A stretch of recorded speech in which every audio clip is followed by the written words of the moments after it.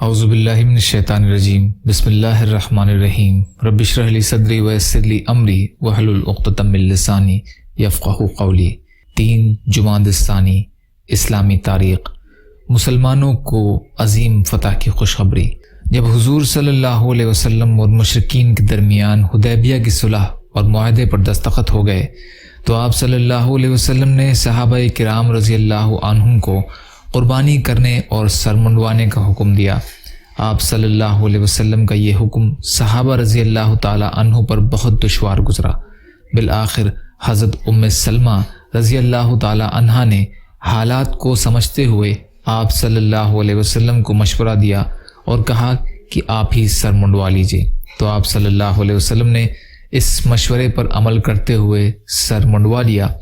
یہ دیکھ کر صحابہ رضی اللہ تعالی عنہ نے بھی اس پر عمل کیا۔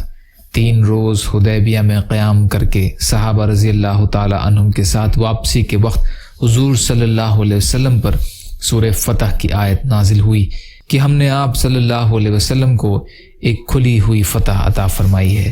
عمر رضی اللہ عنہ جو اس معاہدے کی شرطوں کو اپنے لیے بے عزتی کا سبب سمجھ رہے تھے، ان آیاتوں کے نازل ہونے کے بعد پوری طرح مطمئن ہو گئے۔ اس معاہدے کی وجہ سے کفار مکہ کاروبار کے لیے مدینہ آتے جاتے تو وہ مسلمانوں کے اخلاق، نیکی، اخلاص اور مہمان نوازی سے بہت زیادہ متاثر ہوتے۔ اس حسن سلوک کی وجہ سے حضرت خالد بن ولید رضی اللہ عنہ اور عمرو بن عاص رضی اللہ عنہ کے ساتھ بے شمار لوگوں نے صلح حدیبیہ اور فتح مکہ کے دوران اسلام قبول کر لیا۔ الغرض اس معاہدے سے اسلام کے آگے بڑھنے میں زبردست کامیابی حاصل ہوئی۔ اللہ کی قدرت، زمین کا نشیب و فراز۔ زمین کے فرش پر غور کرو، اللہ تعالیٰ نے کتنے بہترین انداز میں اس کو بچھایا ہے، جس پر اللہ کی لاکھوں مخلوق بسیرا کر رہی ہے، اور پھر اللہ کی عجیب حکمت کے اس زمینی فرش کے ایک حصے کو دوسرے حصے سے تھوڑا اونچا رکھا تاکہ پانی ایک طرف سے بہہ کر دوسری طرف جا سکے اور اس طرح مخلوقات کو فائدہ اٹھانے کا موقع مل سکے، اور آخر میں وہ پانی سمندر میں جا کر گر جائے۔ اگر زمین ایک طرف سے اونچی اور دوسری طرف سے نیچی نہ ہوتی تو پانی زمین پر جمع ہو کر اس کو سمندر بنا دیتا، چلنا پھرنا بھاری ہو جاتا اور کام کاج ٹھپ پڑ جاتا، جیسا کہ سیلاب کے زمانے میں ہوتا ہے۔ قرآن میں اللہ تعالیٰ فرماتا ہے، وہی ہے جس نے زمین کو پھیلایا اور اس میں پہاڑ اور دریا پیدا کیے۔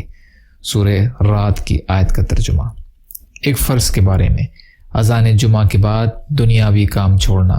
قرآن میں اللہ تعالیٰ فرماتا ہے، اے ایمان والوں، جمعہ کے دن جب جمعہ کی نماز کے لیے اذان دی جائے تو سب کے سب اللہ کے ذکر یعنی نماز کی طرف دوڑ پڑو اور خرید اور فروخت چھوڑ دو، یہ تمہارے لیے بہتر ہے اگر تم جانتے ہو۔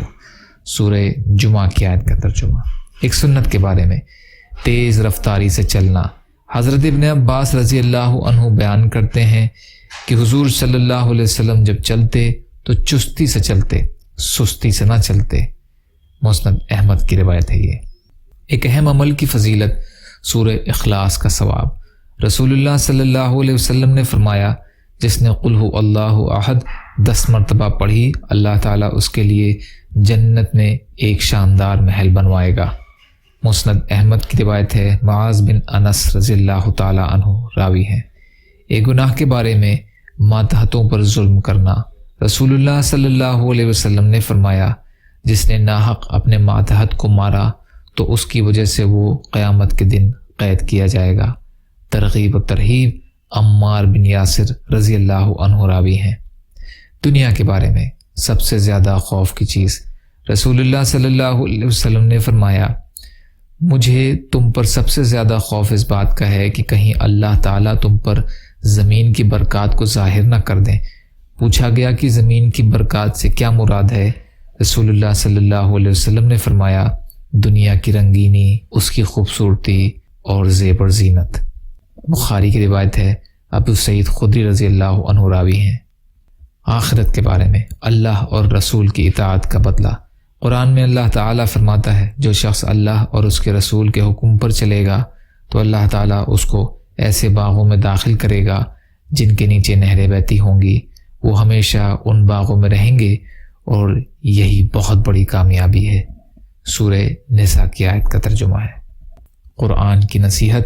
قرآن میں اللہ تعالیٰ فرماتا ہے، اے ایمان والوں، اللہ کی نشانی کی بے حرمتی نہ کرو، اور نہ حرمت والے مہینے کی، اور نہ حرم میں قربان ہونے والے جانور کی، اور نہ ان جانوروں کی جن کے گلے میں قلادہ یعنی قربانی کی علامت کے پٹے پڑے ہوں، اور ان لوگوں کی بھی بے ادبی نہ کرنا جو اللہ کا فضل اور اس کی رضامندی طلب کرنے بیت اللہ جا رہے ہوں۔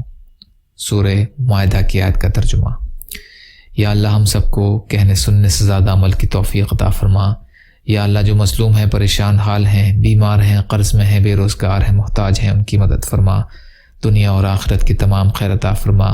آپ جو بھی فیصلہ فرمائیں اس کا انجام بہتر فرما دیجئے۔ یا اللہ ہر خیر کی چیز میں ہمارا حصہ کر دیجئے، ہر شر کی چیز سے ہماری حفاظت فرمائیے۔